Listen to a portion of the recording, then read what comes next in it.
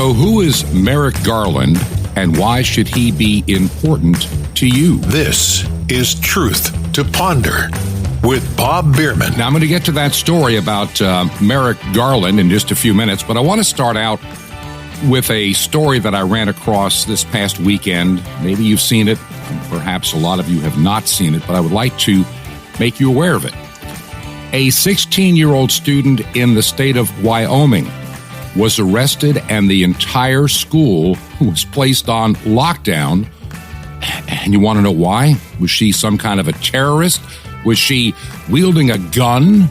Was she threatening people? No, something far worse. She refused to wear a face mask. And because of this 16-year-old by the name of Grace Smith, she had already been suspended twice for refusing to wear a mask in class. They locked down the entire school. I guess they're afraid that she's so full of coronavirus, she's going to kill the teachers. She's a terrorist. The insanity of the face diaper has got to come to an end for students. It has to. We are now borderlining total insanity in this nation. As the brave student attempted to go to class unmuzzled once again, she was met by police, given a $500 citation. When she was told to leave the school, she refused to comply. At that point, she was handcuffed and arrested. Now, as the situation unfolded, an announcement came over the loudspeakers. We're in a lockdown. It's a crisis. Stay in your rooms. When are we going to come back to common sense and a rational thought process? Why are the police being used to enforce ridiculous, unscientific face diaper mandates on students? Here's what we know. This is the problem. This is what we do know. And it's taken me a long time to come to this conclusion. I felt strongly about this last year. When the idea first came out about wearing a face mask to prevent the spread of the China virus, it seemed maybe it had some rationality, especially if you don't have as much medical background as some people that perform surgery who commonly wear a surgical mask in a surgical suite as they perform surgery on somebody. I get it. And in fact, there were a lot of videos put out last year, little short videos. You found them everywhere on why a mask was going to be such an important item in combating COVID-19. They'd have people cough onto a petri dish or sneeze onto a petri dish without a mask and with a mask. And then you'd come back, and 2 days later you saw a whole lot of bacterial activity going on in the petri dish that did not have a face mask to protect it versus the one that did. And we were supposed to believe that this would now stop a virus the same exact way. One problem. And the more that I've read, the more that I've seen, the studies that have actually been done over 40 years, here's the answer to that question. A virus is 1/1000th. In other words, a bacteria is 1,000 times bigger, 1,000 times bigger than a virus. And sure, when you are coughing and it's contained in your spittle, it makes some sense. Especially when somebody's opened up to do some surgery. You don't want to cough inside of somebody. I get it. Makes sense. But a face mask has been proven over and over again to be worthless in the presence of a virus. And this is what I don't understand, this mentality of, well, wear one mask, maybe wear two, maybe wear three. So where does all that bacterial-laden spittle go? It goes into the face mask, and it stays warm all day. And then you get things like bacterial problems around the mouth and the face because of wearing them 8 hours a day. It's ridiculous. Study after study has proven The real studies that started back in the 1980s, real controlled studies in the 1990s, all the way through to the 2000s, we recognize that with the exception of limited face coverings designed specifically for a purpose, these face masks do nothing to prevent the wearer or you from getting the virus.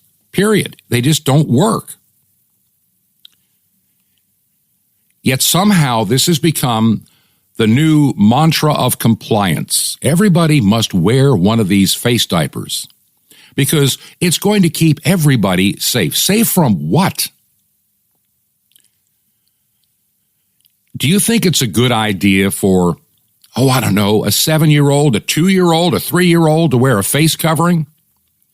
Lowering the oxygen level in their blood, yes, put an oximeter on their finger and watch how that oxygen rate goes down when your child is wearing one. Is that a conducive thing for your child's mind to be thoroughly functioning during school, to get an education? I think it was United Airlines a while back. A little 2-year-old with asthma was having an asthma attack and couldn't wear the face mask. They made a big deal. They were flying a 45-minute flight from Texas to Colorado. And they turned the plane around to go back to Texas to throw her and her 2-year-old off the plane. Because that 2-year-old's going to kill the pilot and everybody on board with this laden full of corona. We know that this child has to be a corona carrier. He's coughing. He acts like he's not well. The child's got asthma. Yet we have come to this ridiculous mantra of insanity over a face covering. Grace, that's her name. Grace Smith, they've hired an attorney to fight back. She's a high school junior, young lady who's kind, caring, compassionate. Grace has chosen to exercise her rights and attend school without endangering her body by wearing a face covering. A face covering that would not prevent anybody from, quote, getting the coronavirus. The local school board, though, the reprobates on the school board, the brainwashed on the school board, the fearful on the school board, they've chosen to enforce a universal mask policy that honestly I think should be considered unlawful and a violation of the Constitution of the state of Wyoming.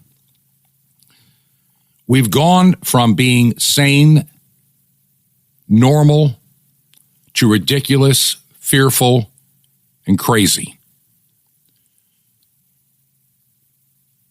We know they don't work, so why do so many places enforce it?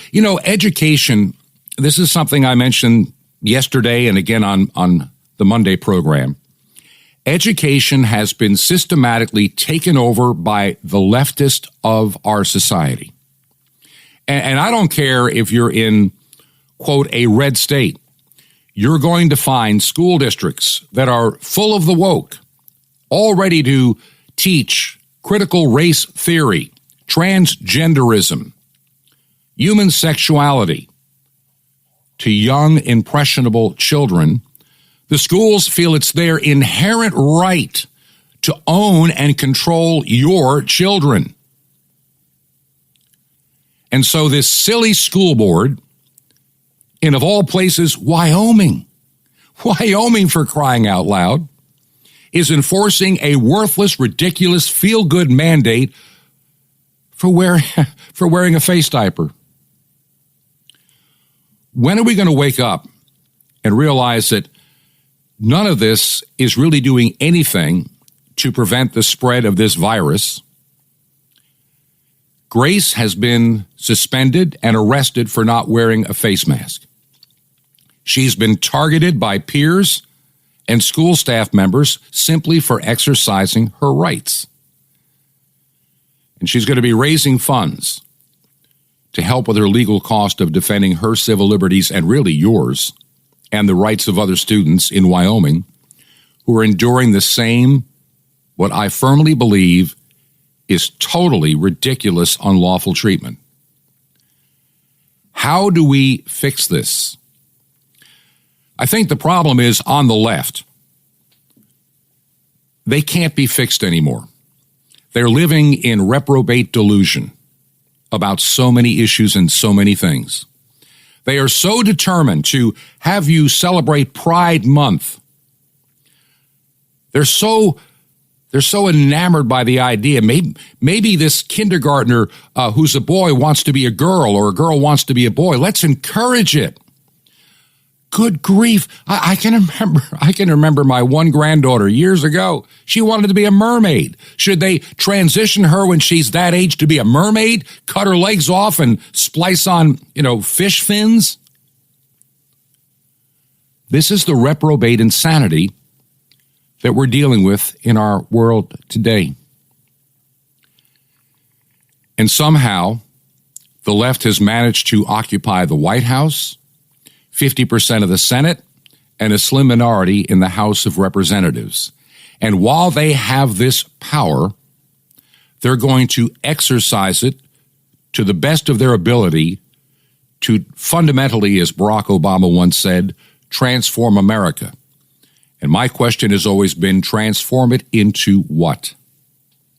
A ridiculous, woke, incapable of thinking for themselves society? I mean, look at the last 25, 30 years at many of the public universities. Go back to the 1960s and 70s, and I can remember this. When I was still in high school, things were relatively, for lack of a better word, politically neutral for the most part when I went to school. I learned how to defend what I believed. I learned how to do the research and read things that were called books, read newspapers, analyze TV programs and news, and recognize when you're being given just phoniness or an agenda or simply facts. The universities were taken over first. It really was happening. It started in many places in the 1960s, got more intense in the 1970s and 80s. By the time you got to the 1990s, colleges and universities were increasingly education centers or re-education centers for the left. In other words, you graduate high school. Let's say I'm just going to 1989. You may have come out of a public school in a small town in Ohio, upstate New York, Indiana, Virginia. And you came out of let's just call it a normal family. And you get to a university and everything you believed in is being challenged. Now, there's nothing wrong with somebody challenging what you believe, but you were never allowed to defend what you believed. You were ridiculed for what you were believing. You were ostracized, and many students, just to get along and get their grades, caved in. But over time, it started creeping into our high schools. Now we have graduates that are thoroughly illiterate on American history. Their English and grammar has been taught to them by their cell phones when they type with their thumbs. They don't understand what the United States Constitution really is. Most have never read it, don't know what's contained in it, how our government system is supposed to work.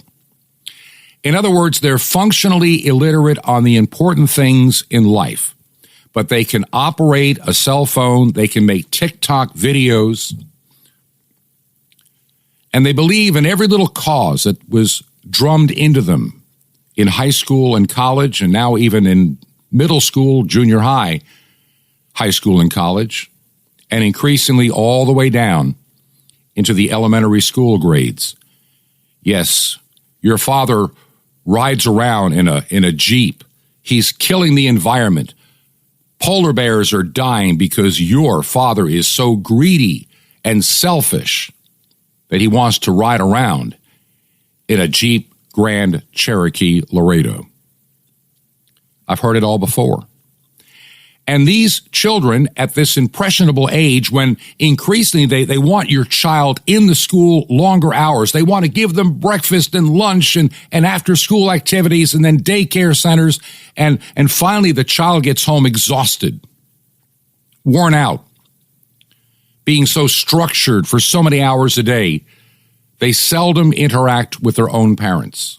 And their own parents, who are busy with their dual careers in order to pay the taxes and survive, and increasingly try to find the American dream that's slipping out of our fingers, especially now with inflation at the highest rate in over 30 years, housing prices through the roof, people in debt up to their eyeballs in mortgage payments, credit card payments,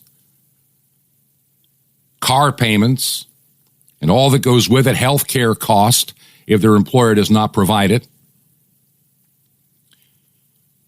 We give our children off to the state and the daycare centers, and they're raising your children. And by the time they get out of high school, by the time they go to college and come out of college, they don't even resemble in their opinions, in the things that are important, any of the values you hope to instill in them the day you brought them into this world. The left has always had this thing about controlling the children. China, the Soviet Union, Nazi Germany, any despot society has always wanted to take over the education and the raising of the children, because they know if they control the children, they control all the future generations going forward. And that's what we have going on today. Today, it's the face diaper. And a parent that goes to a school board meeting to object and demand scientific evidence that is irrefutable of why this is going to work are shouted down, cut off, removed, public comment periods just eliminated. And now we get back to Merrick Garland. Merrick Garland. And sadly, it's amazing how many high school graduates and college students don't even know who Merrick Garland is. He is the Attorney General of the United States. Let me say that again, just in case you missed it. He is the Attorney General of the United States. So here's a little bit of information about who is this individual, Merrick Garland. He's from the Chicago area, an attorney and a jurist, serving as the 86th United States Attorney General since March of this year. He was also at one time a circuit judge of the United States Appeals for the District of Columbia. He attended Harvard University, which has become one of the most woke centers of indoctrination in the nation. He served, as I said, on the Court of Appeals. He also practiced litigation at Arnold and Porter and was also a prosecutor for the Department of Justice. And one of the things, he's a Democrat, by the way, which is enough to be a concern. Listen, I'm no longer an affiliate of any particular political party. I can honestly say that while I would tend to vote for Republicans in general, not always, I never vote for a Democrat under any circumstance any longer. And there's a reason I can't. As Zell Miller, former governor of Georgia, once said back in 2004, the Democrats are a national party no more. They have drifted in their opinions. They've drifted in their approach and everything about them.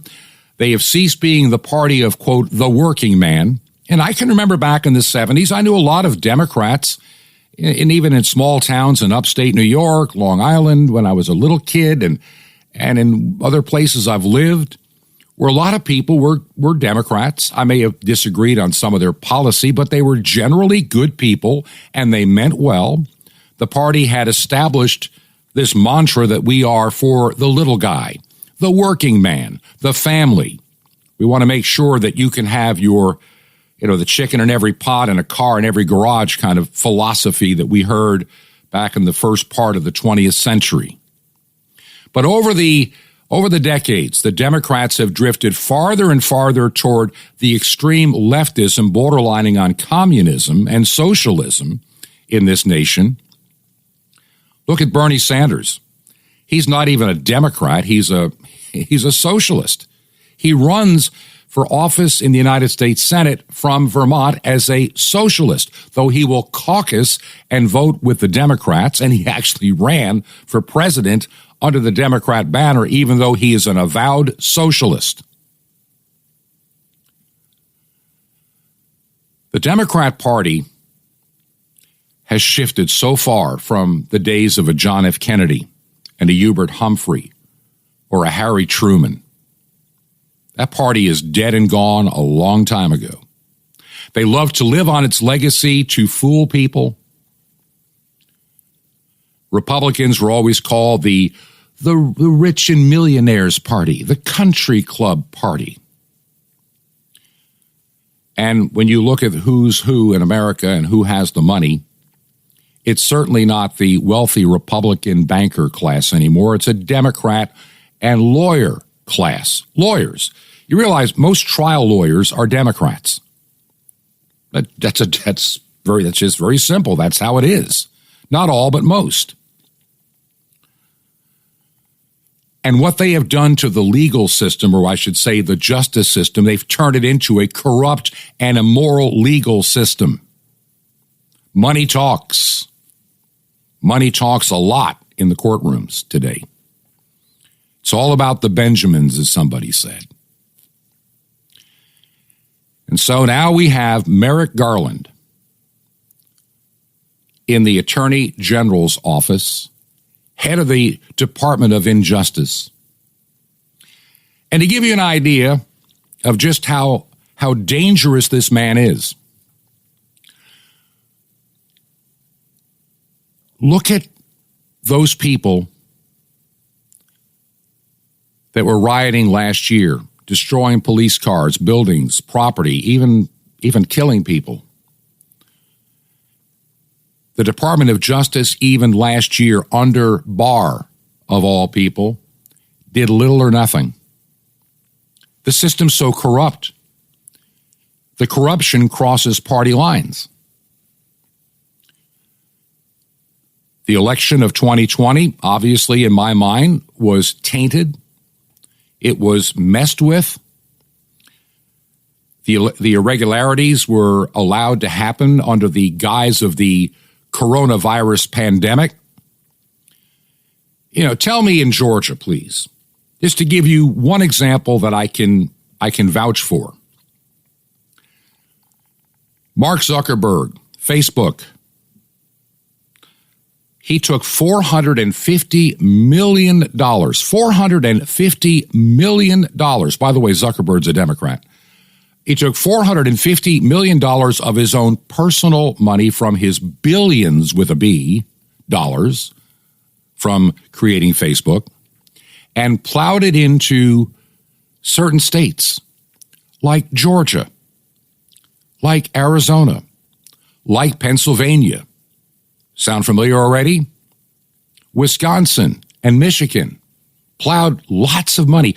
I think it was something like, I can't remember, $48 million into Georgia? Into Georgia, and only into Democrat-rich districts and places and counties, like DeKalb County, Fulton County, Cobb County. I didn't see him spending any money in Rabun County or Stevens County or other counties that I can mention, Habersham County, Hall County. No, just in Democrat-rich voting areas. And with all that money, they put out these ballot collection boxes, these so-called secure ballot collection boxes. And what happened with those ballot collection boxes? Well, fortunately, not that they thought anybody would ever notice, there was some security and cameras.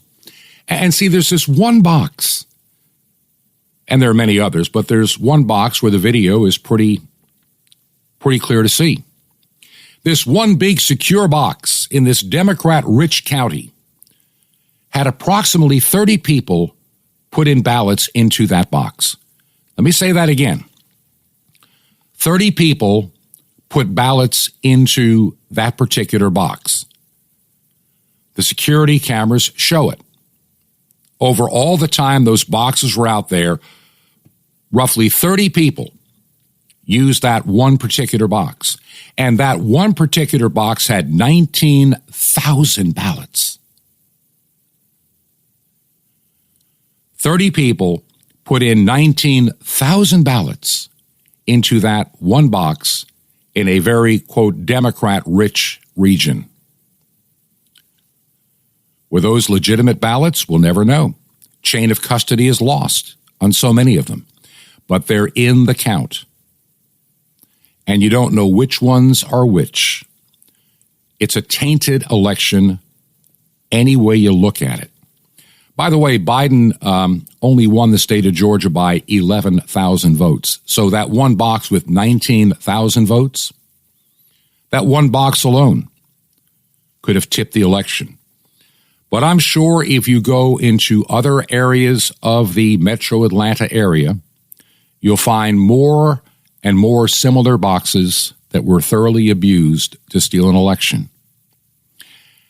And that process has probably been repeated in Wisconsin, in Michigan, in Pennsylvania. We know that in Arizona there are 47,000 ballots that are highly questionable. 47,000. And I think there was only a 10,000 vote margin in that state. And you want me to believe the election was fair and square. Look, I may disagree with some people on the hacking of the election and the machines and everything else from the outside. I am not convinced that that may have been the way the election was taken. But it's obvious when you have just simple technology, simple text, simple things like stuffing a ballot box. How easy can that be? 19,000 votes into one box by 30 people. That ought to tell you something. Does Merrick Garland care? Of course not. His guy is now in the White House, and he's now heading the Department of Justice at the age of, 69, going on 70. He was supposed to be a Supreme Court justice if Obama had had his way. When Anthony Scalia died, in my opinion, mysteriously, he became nominated to be on the Supreme Court at the very end of the Obama term. The Senate, thankfully, refused to hear it, and the nomination expired. There are too many things about Merrick Garland that concern me. And see, he doesn't care about Antifa. He doesn't care about various riots. He doesn't care about how schools are destroying the rights of children and parents. Doesn't care about any of it. Because, see, he has signed on and given a blood oath for an agenda of the leftist. He's a leftist stooge that will do whatever the bidding is. Answer me this. How does a guy that spent his time as a circuit judge working in the Department of Justice over the years, how does somebody like that end up being worth somewhere between, in 2016, close to $23 million working in government public service? Oh, I know he worked for a short time in a private law firm, but I still wonder, people always said, we need to investigate the finances of Donald Trump. He didn't make his money working in government. He lost money when he went to work for government. I'm more concerned about those that come into government and become extremely wealthy. Am I being paranoid? So here's this multimillionaire in the Department of Justice, and he considers the biggest terror threats, along with the Department of Homeland Security, people that challenge coronavirus restrictions and lockdowns and mask wearing.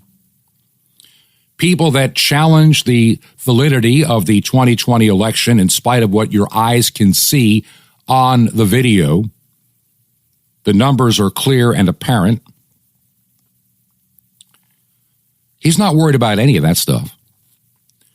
But if you are a parent and you care about the education of your child and you demand it not be a fake and phony history, the 1619 Project, critical race theory, if you demand they learn things like, reading, writing, and basic arithmetic and American history, you are now the terrorist. And if you dare challenge a school board, he wants the FBI to thoroughly investigate those that complain at school boards. Merrick Garland, an ever-present danger to the United States of America. I'll share more on the other side. Also on the other side, I've got a couple of other stories that I want to share, and I want to clarify a couple of things, too, that people have asked about. But I want to thank you for being a listener to this radio program. When I began this program at the end of August, last day of August of 2020, I just felt there was a need, and I knew I'm just a small voice covering a limited number of people in the United States and Canada and maybe a few other parts of the world because of the coverage of shortwave. I just felt that this one little voice of mine, just reaching those that God has called to listen, this small little group can make an incredibly large difference if God empowers it. I don't have an army of people of thousands and hundreds of thousands to go before school boards and start schools and pull their kids out of public schools. I don't have an army that can do that. But I have you that are listening today, and I would say the majority of the regular listeners are being, led to feel and understand the same things that God has laid upon my heart. And really, a lot of what this program does is to reinforce the things that God has stated for all of us to understand. And if each of us do our part prayerfully, influence maybe one or two others, and they one or two others in time, the word and the message gets out. Think about how the gospel message got out of Jerusalem with just a handful of people. And it impacted an entire world empowered by the Holy Spirit. That's the only way to look at what we're doing here on this program. I'm trying to expose the evil and the dangers that we are facing today, the lies that are being spread, the misinformation that we are being demanded to believe. This is what we're trying to combat. This is not an entertainment program. Don't take this the wrong way. I'm not an Alex Jones. I don't do a TV thing. I don't do a lot of stuff to try to get you riled up to buy products and support and everything else. I just want you to have the truth, because the truth, according to the Bible, will set you free. That's it. I don't get paid like Alex Jones does to do this show or anybody else that you may listen to. My time is given. I invest in this program myself. And I want to thank those of you that have invested as well. Now, there's some things happening this week. Hopefully, I can tell you about them a little bit later. Right now, I'm not in a position. You'll understand when I explain later. Two things. If you have a prayer request, go to our website, Truth to Ponder, and there's a button for prayer request. I think it's important that we begin to pray together, and we're going to start sharing and dealing with that in the weeks ahead, as the program is going to be going through some very minor adjustments, hardly noticeable, but I just want to make sure that certain things are covered each week, and prayer requests are one of them. If you believe in this ministry and you can help us financially to pay for the airtime, we are on radio. We're on WRMI, we're on KVOH, we're on a station in Delta, Utah, and I'm hoping to expand that even further on shortwave and maybe even a few domestic stations. If you can help us, make a check payable to Ancient Word Radio. That's Ancient Word Radio. And you can mail it to Truth to Ponder at 5753. That's 5753. Highway 85 North. 5753 Highway, which can be abbreviated HWY, Highway 85 North, and add number 3248. That's 3248. And the city where our mail is currently going, as we are doing a lot of travel and work in ministry and this program over the next months, is Crestview. One word, Crestview, Florida, zip code 32536. Once again, a check to Ancient Word Radio, Truth to Ponder. Just Ancient Word Radio, mail it to 5753, Highway 85 North, 3248. That's number 3248. Crestview, Florida, 32536. This is Truth to Ponder with Bob Bierman. Seeing the Invisible Prison, coming up.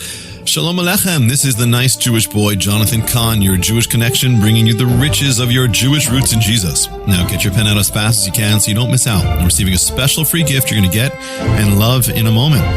In Acts 12, Peter's in prison. An angel is sent to release him. Now, the first thing the angel had to do was simply see Peter in prison, realize he's in prison. If he just saw Peter as a hopeless person, then there's no incentive. But if he saw Peter as a person who could be doing great things in future ministry, but right now he's inside a prison, well, there's a great purpose there. In the same way, there are people in your life who are not saved. And this is an important principle here.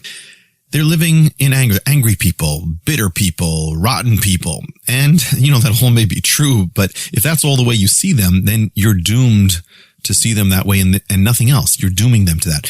But if you see them as in a prison, that's different. In other words, if it's not just a rotten person, but a person who's inside a prison of rottenness, well, then there's hope. There can be a prison break, not just a bitter person, but a person who's inside a prison of bitterness. Well, there can be a prison break.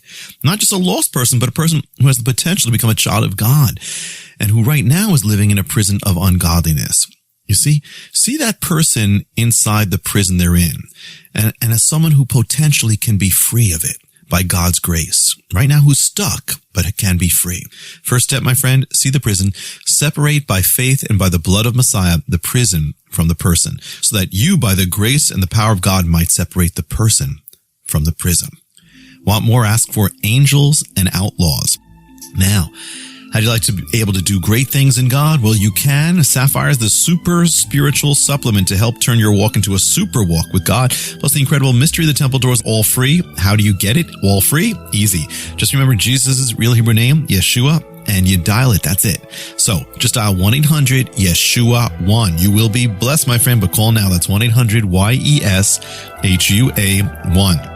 Now, I invite you to join me in the Great Commission to bring salvation back to the Jewish people and to reach millions of unreached peoples around the world on 5 continents. How? Just call 1-800-YESHUA-1 and you'll have a great part in the end time harvest. That's YESHUA-1. Or you can write me direct. Here's how. Just write to the Nice Jewish Boy, Box 1111, Lodi, Lodi, New Jersey, 07644. It's Nice Jewish Boy, Box 1111, Lodi, Lodi, New Jersey, 07644. Well, until next time, this is the Nice Jewish Boy. This is Jonathan Kahn saying, get them out of prison. Go for the prison break. Shalom Aleichem in Messiah. Hasar Shalom, the Prince of Peace.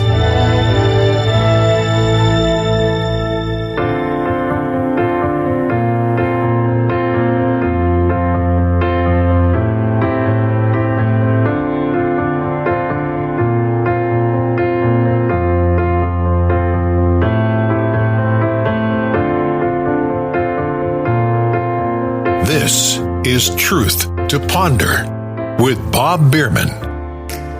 And welcome back to the second part of our Truth to Ponder radio program and podcast for Wednesday. So glad you're with us.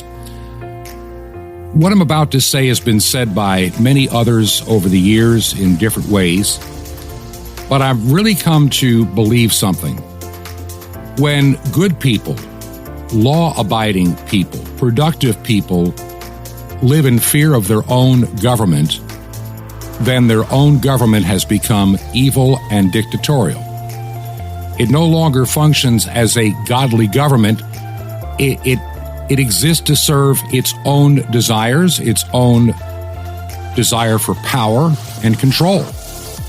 And inherently, when people fear their own government, those that are supposed to represent us, when we live in fear, which is what the school boards are trying to do today in many parts of the nation, with the IRS being weaponized, the Department of Justice being weaponized against law-abiding, decent, productive families, that government has become completely and absolutely immoral and dangerous. And we see it happening today. Good friend of mine, his name is Michael Hinton, the Reverend Michael Hinton. I visited him, I think it was, early this year in Texas. He's a pastor and a fellow clergyman. And he wrote something that I thought was rather telling and very fitting with some of what we've talked about so far in today's program. And here's what he wrote. He writes, "The beast of Revelation, which is global socialism, has a management problem." And here's what this problem is. Too many people, too much freedom, too much prosperity, and too many people thinking for themselves. Now think about that for a moment. In other words, there's no unified mindset to make government feel comfortable about their control. These are problems to the simple-minded people that exist today and mean-spirited servants of what is called the beast in Revelation. Now, the beast system, by the way, the Spirit of Antichrist has been with us since the beginning of the church age. So don't think it's something yet to come. The Spirit of Antichrist is already here. So here's what Michael says. The beast requires worshipful devotion to the state. When family, especially children, distracts a person from the ambitions of the beastly state, they must get rid of the family, especially the children, and even ideally before babies take their first breath. That's Moloch worship. That's satanic. That first breath leads to the first cry, the first, cooing sounds, which creates feelings of attachment within the family. And see, the beast system, the Spirit of Antichrist, wants no emotions felt by anybody except for the beast. You should live in fear of the beast, be devoted to the beast, worship the beast, be thankful that the beast allows you to have the things you get. And so Michael continues.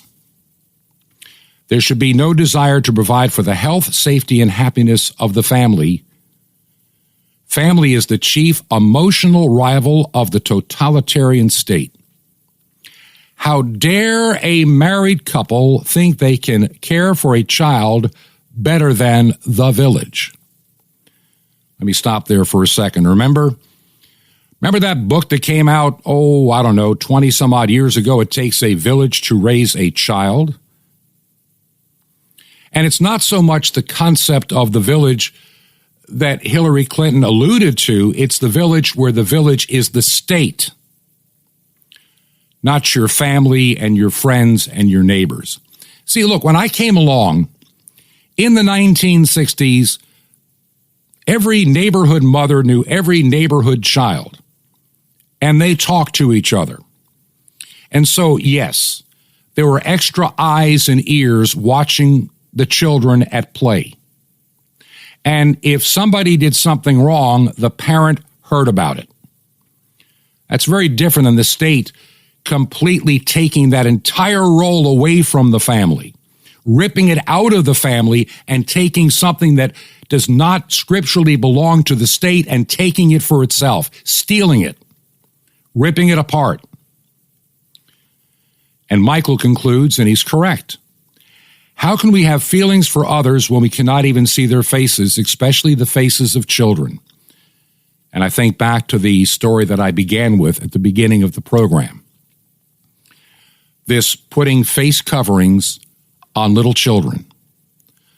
Children who are not at risk for a virus, that are rarely at any risk of spreading the virus, and even with a face mask would still continue to spread it anyway. There is no scientific evidence. You know, a lot of people, a couple of things that I learned in emergency management last year. Question came up. So where did this idea of 6-foot social distancing in grocery stores and lines come from? Where did this face mask idea come from? Where is the legitimate science, the studies, the protocols? Where were these actually developed? Well, the 6-foot social distancing was an idea presented by a 5th grader to then President George W. Bush many, many years ago in some kind of paper, and he saw it and thought, that sounds like a good idea. But there was no scientific rationale, just the idea of a 5th grader. So there's your social distancing. No scientific basis at all. None. Face coverings. Well, the people in China wear them all the time. Aren't they doing that to prevent the flu and other coronaviruses that run around naturally from the bat cave? No, that's not even true. The people wear face masks in China because the air is so filthy. It is so polluted. It is so dirty. They don't worry about catalytic converters. They don't worry about cleaning out debris coming out of smokestacks. They live in a constant orangey brown haze, causing respiratory problems. These are large particles, millions of times the size of a virus, that they wear these face coverings to protect their breathing when they are outdoors.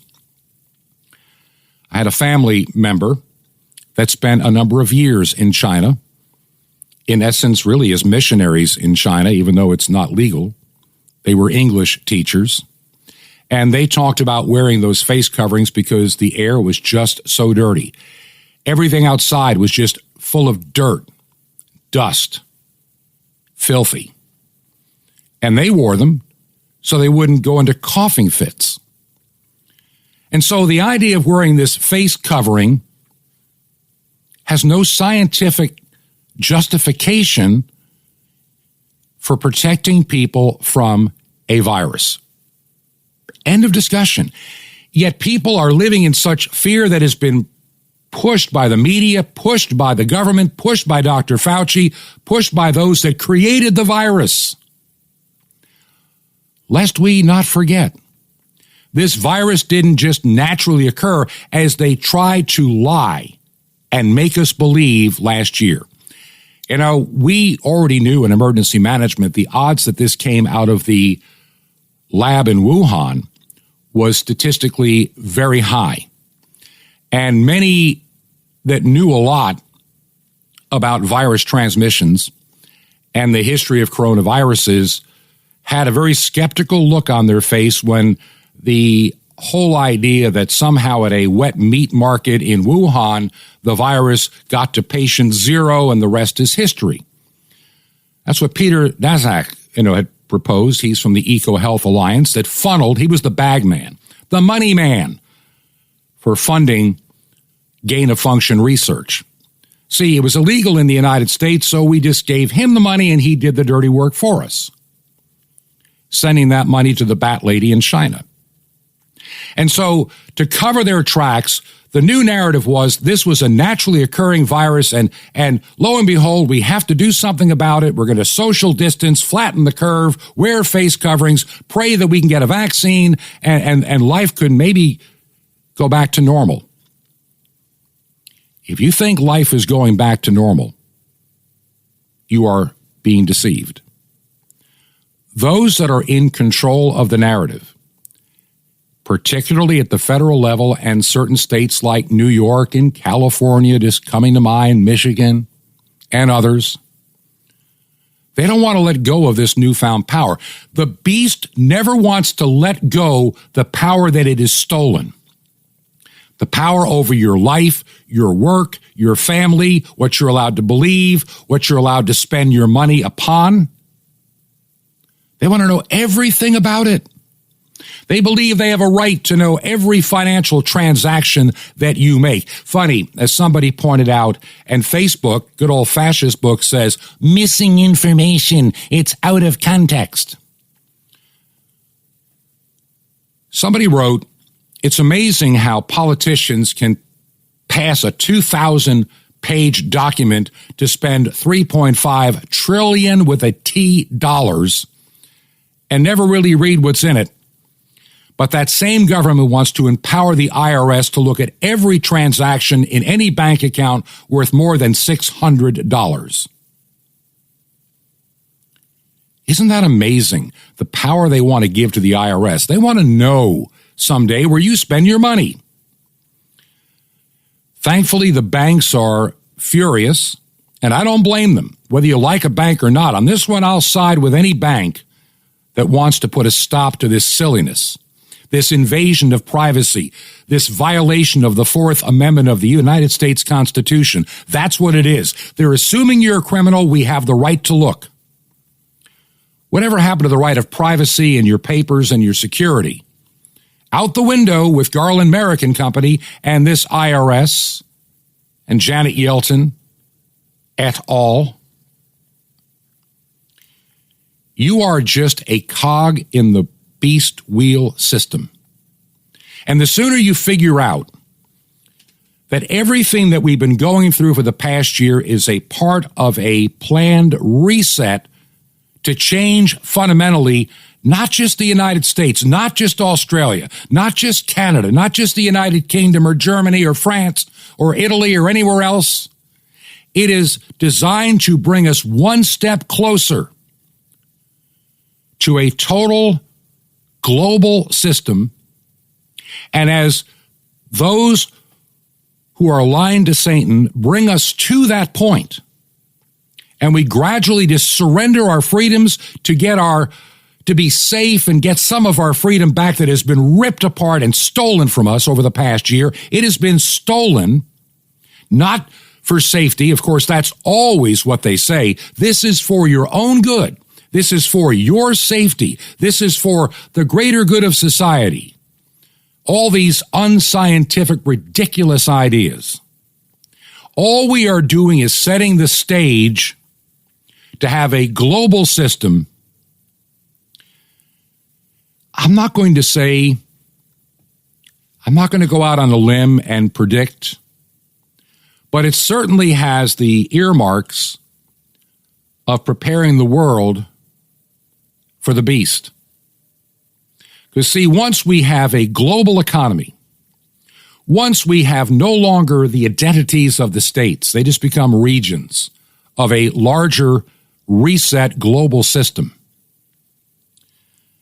And when things look the most bleak, that's where the Bible says this man of perdition, this one that can do miracles and wonders, will capture the hearts and minds of people of all races and all cultures, from the United States to Europe, to the continent of Africa, to Asia, North America, South America. They will see the miracle of the beast, and they will worship the beast, and they will take his image and name and number. And in doing so, they'll be promised that they now can go back to, quote, normalcy, and they can buy and they can sell all over again. And what they will end up really being, in all truthfulness, are free-range humans. But they're still on the farm.